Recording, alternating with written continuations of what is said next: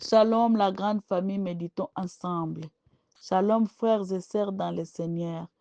Que la paix et la grâce de notre Seigneur Jésus-Christ vous soient accordées abondamment. Je glorifie le Seigneur pour avoir inspiré nos administrateurs de me choisir parmi les femmes comme facilitatrice de la méditation du lecteur de la Bible en ce jour du mercredi 18 mars 2026. Je remercie le frère Ertis, la sœur Solange. Je remercie tous les administrateurs du groupe, tous les membres du groupe et toutes les sœurs qui m'ont précédé et celles qui vont intervenir après moi pour faciliter nos méditations pendant ce mois de mars qui est dédié à la femme. Je suis votre sœur Odette Nzanza Igil.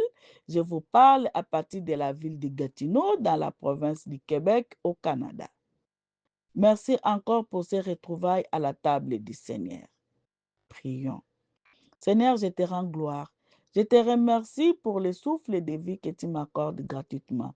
Je te remercie pour la santé, pour l'opportunité, pour la disponibilité que tu m'accordes. J'abandonne ce moment entre tes mains. Que tu en sois au contrôle. Utilise-moi comme ton instrument pour l'édification de ton peuple. Par le nom puissant de notre Seigneur et Sauveur Jésus-Christ, nous t'avons ainsi prié. Amen. Notre méditation de ce mercredi 18 mars 2026 est dans le livre de Luc 13, 1 à 17. Et là-bas, nous voyons, on nous a posé 3 questions. La question 2, la question 3 et la question 7. Nous passons à la lecture de la parole de Dieu.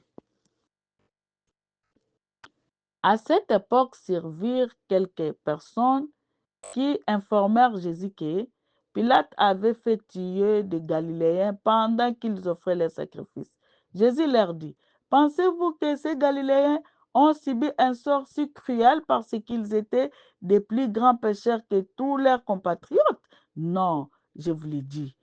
Mais vous, si vous ne changez pas, vous périrez tous vous aussi. Rappelez-vous ces 18 personnes qui ont été tuées quand la tour de Siloé s'est effondrée sur elles. Croyez-vous qu'elles aient été plus coupables que tous les autres habitants de Jérusalem? Non, je vous le dis, mais vous aussi. Si vous ne changez pas, vous périrez tous. Là-dessus, il leur raconta cette parabole. Un homme avait un figuier dans sa vigne. Un jour, il voulut y cueillir des figues, mais n'en trouva pas. Il dit alors à celui qui s'occupait de sa vigne, voilà 3 ans que je viens chercher des figues sur cet arbre sans en pouvoir trouver, sans pouvoir en trouver. Coupe-les. Je ne vois pas pourquoi occupe-t-il la terre inutilement. Maître, lui répondit l'homme, laisse-les encore cette année. Je bêcherai encore la terre tout aux alentours et j'y mettrai du fumier. Peut-être qu'il portera du fruit à la saison prochaine. Sinon, tu les feras couper. Verset 10. Une guérison le jour du sabbat. Un jour de sabbat, Jésus enseignait dans une synagogue. Il s'y trouvait une femme qui, depuis 18 ans, était sous l'emprise d'un esprit qui la rendait infirme. Elle était courbée et n'arrivait absolument pas à se redresser.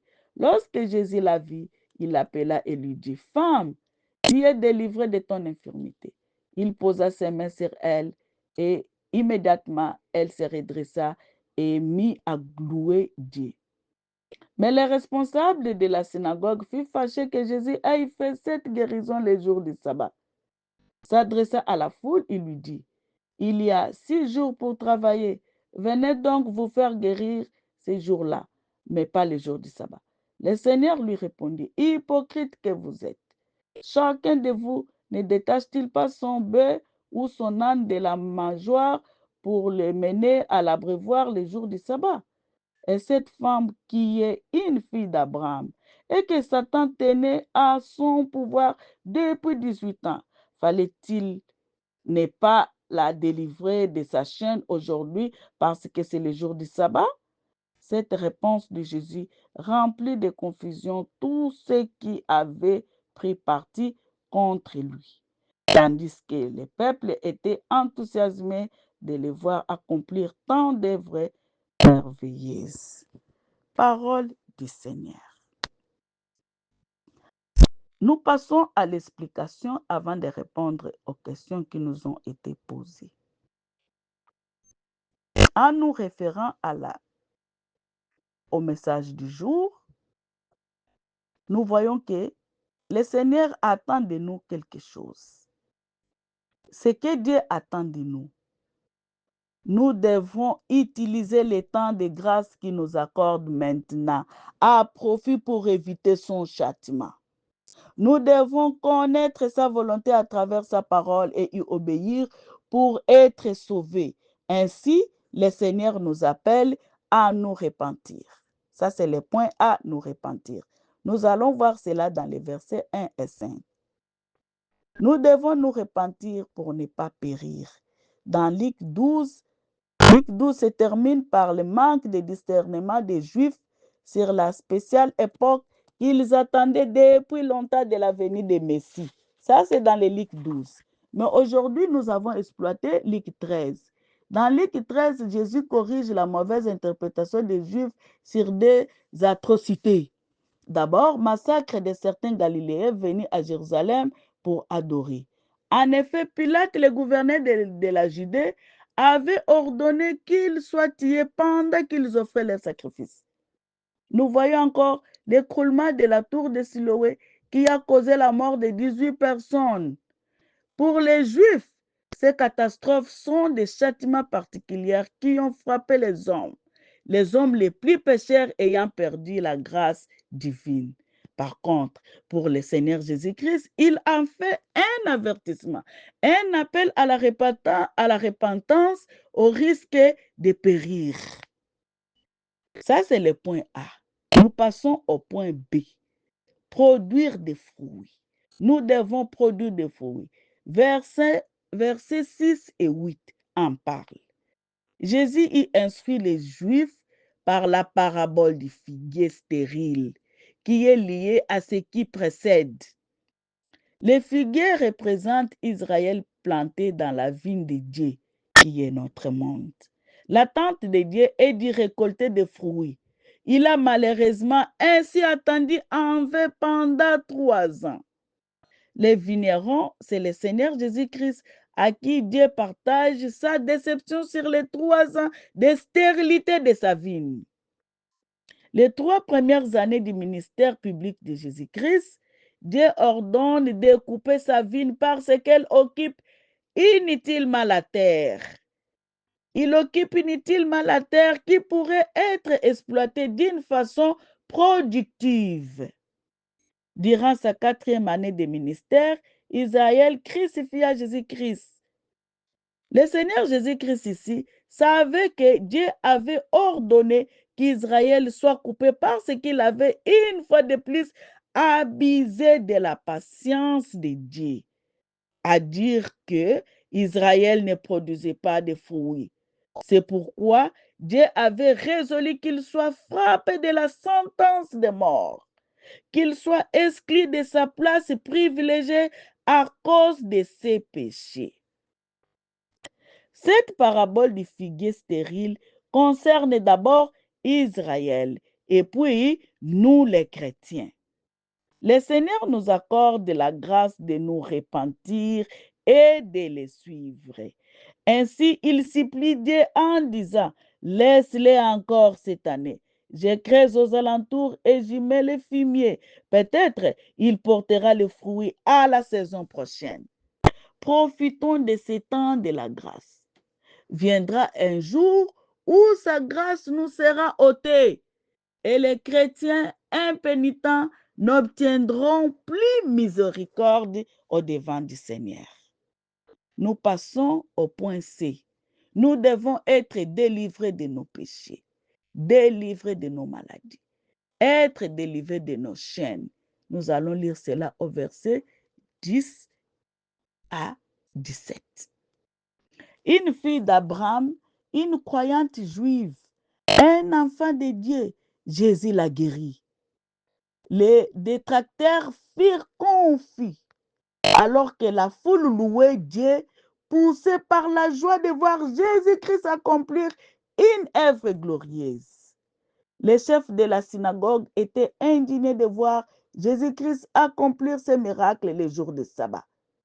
Il était borné au point technique de la loi. Voilà le mal de la loi, la domination. Il était borné là, sur leur loi. Mais Jésus-Christ traite ces chefs de la synagogue d'hypocrites. Pourquoi?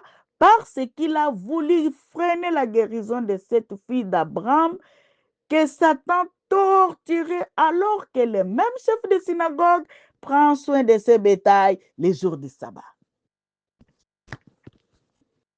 Vraiment. Nous répondons maintenant aux questions du lecteur. Nous voyons la question 2. Que nous dit la question 2? Est-ce que ce passage m'apprend quelque chose sur Dieu le Père, Dieu le Fils et le Saint-Esprit? Moi, je réponds à la question oui. Ça m'apprend quelque chose. Ça parle sur Dieu le Père. Le passage m'apprend que c'est Dieu, lui, le maître de la vigne dont je fais partie. Le maître, le créateur du monde où j'habite. Ce passage m'apprend sur Dieu le Père. Dieu m'a planté dans sa vigne pour que je porte des fruits. Il m'a créé et m'a placé dans ce monde où j'habite pour que je reflète sa seule gloire et sa justice. Dieu m'a mis dans ce monde pour influencer les autres à les connaître et à reproduire les mêmes fruits. Nous voyons la patience de Dieu envers les pécheurs n'est pas éternelle. Il punira ceux qui s'endurcissent dans le péché et exauce l'intercession de Jésus-Christ en faveur de nous qui sommes sa vigne. Nous voyons, ce passage nous parle encore sur Dieu le Fils. Comment? Oui, ce passage m'apprend que le Seigneur Jésus-Christ est le vigneron à qui Dieu le Père a confié sa charge de mes soins, qui est les fumiers qu'il met. Il creuse aux alentours, il met les fumiers. Jésus-Christ est entre les maîtres des fumiers pour nous donner encore la chance pour produire les fruits prochainement. C'est prochainement peut être même demain, après-demain, ainsi de suite. C'est ainsi, nous devons profiter de ce temps de la grâce où il y a les fumiers, où il y a Jésus qui est en train de creuser. Il est là en train de creuser. À travers ses paroles, à travers les médias, à travers les serviteurs de Dieu, à travers ses programmes de lecteurs, à travers l'Internet, on parle que de Jésus. Ça, c'est les fumiers. Les fumiers. Nous devons en profiter pour que nous soyons fertiles, pour que nous soyons à mesure de produire les fruits dignes de la repentance. Nous voyons encore Jésus-Christ est mon intercesseur. Oui, il est mon avocat auprès du Père.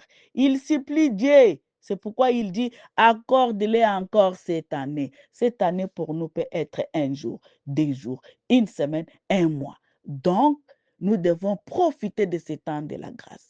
Ne laissons pas passer le temps. Ne perdons pas notre temps. Profitons-en de ce temps ici de la grâce, où Jésus-Christ est en train de mettre les fumiers aux alentours, pour nous accorder encore la grâce, pour nous accorder encore la chance de produire les fruits dignes de la repentance, ce que Dieu entend de nous.